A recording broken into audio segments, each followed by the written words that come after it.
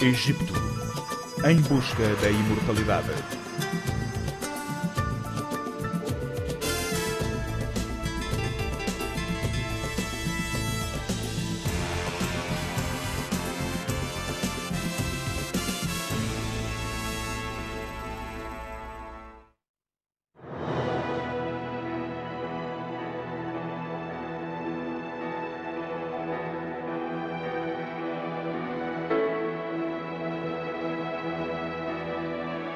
A civilização do Antigo Egito existiu durante mais de 3.500 anos. Uma das mais duradouras culturas de todos os tempos. No entanto, o seu povo queria ir mais além. Queria viver para sempre.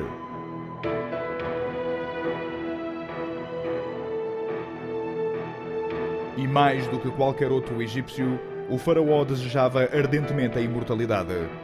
Os seus templos notáveis e os seus monumentos serviam para proteger o rei após a sua morte. Contudo, em todas as terras do Antigo Egito, desde o mar Mediterrâneo até ao sul da Núbia, apenas uma múmia real não foi perturbada até aos tempos modernos. Aqui, bem a sul das pirâmides, no Vale dos Reis, foi descoberto o túmulo que maravilhou o mundo.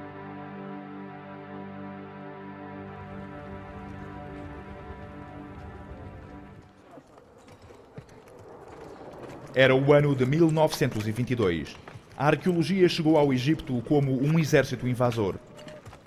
Hostes de europeus varreram o deserto na busca do tesouro mais cobiçado de todos, um túmulo real selado.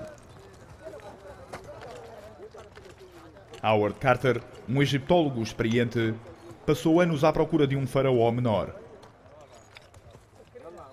O governante pouco conhecido chamava-se Tutankhamon.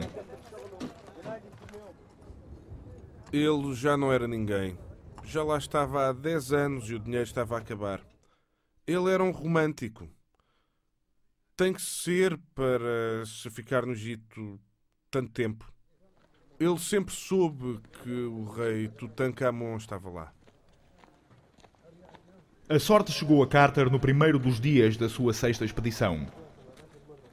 Descobriu indicações de uma cripta enterrada por debaixo do túmulo de outro faraó.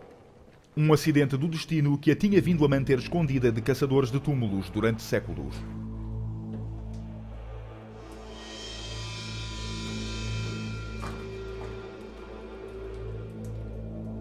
Ao cabo de tantos anos no deserto, a única coisa que estava entre Carter e a descoberta de uma vida era um muro revestido a gesso com mais de 3.000 anos.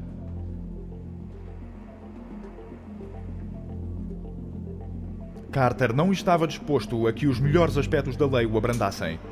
Sem a autorização necessária das autoridades egípcias, começou a perfurar o muro.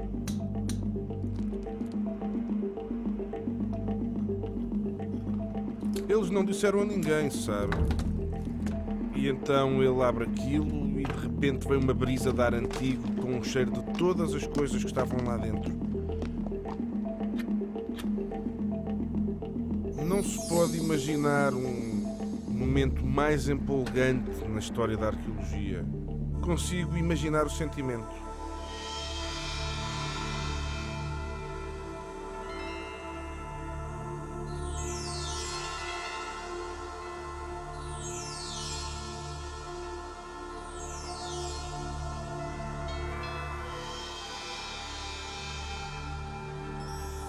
A primeira coisa que viram foram estes enormes tronos cerimoniais, um com a forma de um touro e o outro de um tigre, com embutidos de vidro azul ainda intactos. Nunca ninguém tinha visto nada assim, nem em relevos, nem em pinturas, nada, nunca. Quando Tutankhamon se preparou para a eternidade, trouxe consigo todos os confortos de sua casa. Cestos e potes, brinquedos e utensílios de cozinha, comida e armas, e até modelos de escravos em barro para o servirem na morte, tal como o serviram em vida. Tudo o que é útil aqui nesta vida seria de certo útil também na próxima.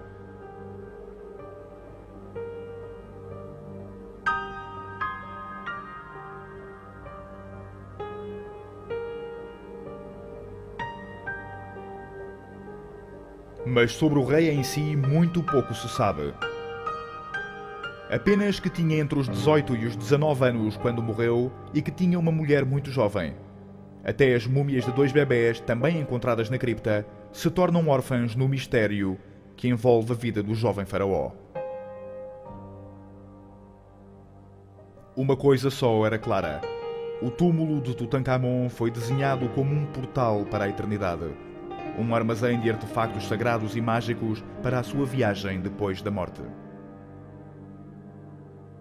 Havia armas das quais ninguém conhecia a existência, havia arcos, havia um pedaço de aço no seu coração. No sítio mais precioso, no nível mais profundo do rei Tutancâmon, encontraram um pedaço de aço, uma miniatura de uma faca em aço, que passou a valer mais do que todo o ouro que encontraram.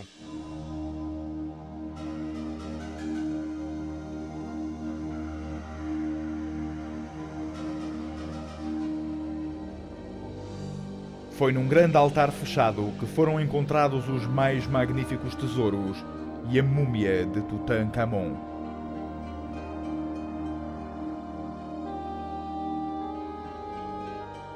O mais interior dos 4 caixões ornamentais era de ouro maciço.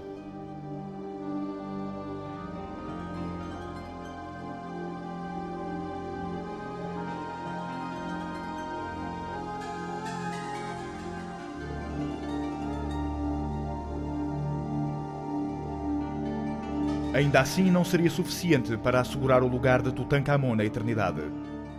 A sua múmia ficou desfeita logo que Carter a desembrulhou na procura das joias do rei.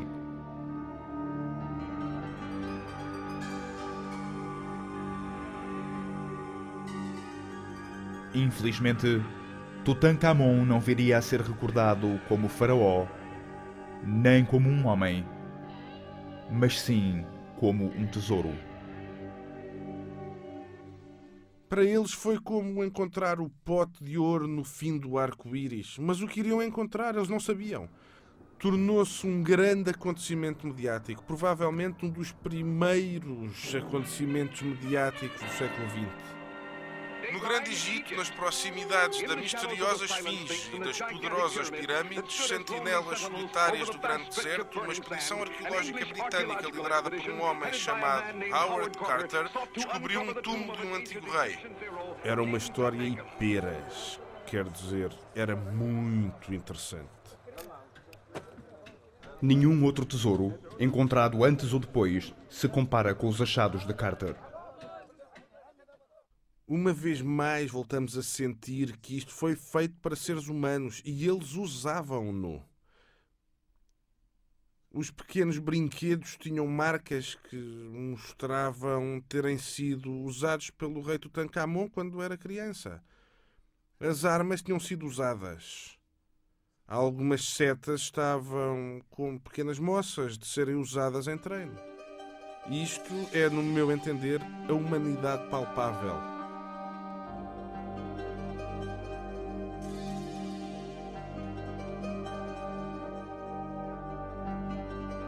Quando vemos os retratos, quando vemos o rei Tutancâmon no trono, com a sua rainha da mesma idade que ele, 13 ou 14 anos, vemos que se estão a divertir, que se amam.